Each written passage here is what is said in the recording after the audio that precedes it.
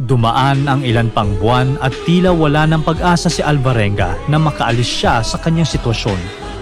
Isang araw, habang nakatingin sa ulap, bigla siyang nakakita ng kakaibang ibon. Kakaiba ito dahil hindi ito ang karaniwang ibong nakikita niya sa gitna ng dagat.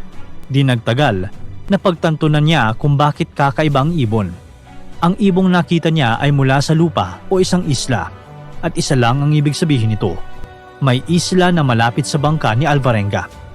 Maya-maya pa ay lumitaw na rin ang isang maliit na bundok na napapaligiran ng turquoise na tubig.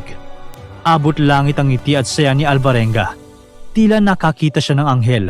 Agad niyang pinutol ang lubid mula sa kanyang mga buoys. Delikado ito dahil posibleng bumaliktad ang maliit na bangka ni Alvarenga kung magkakaroon ng bagyo.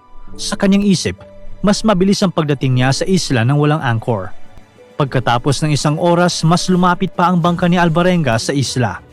Nang umabot na ito ng 10 yards mula sa shore, agad nang tumalon si Alvarenga at lumangoy papunta sa isla.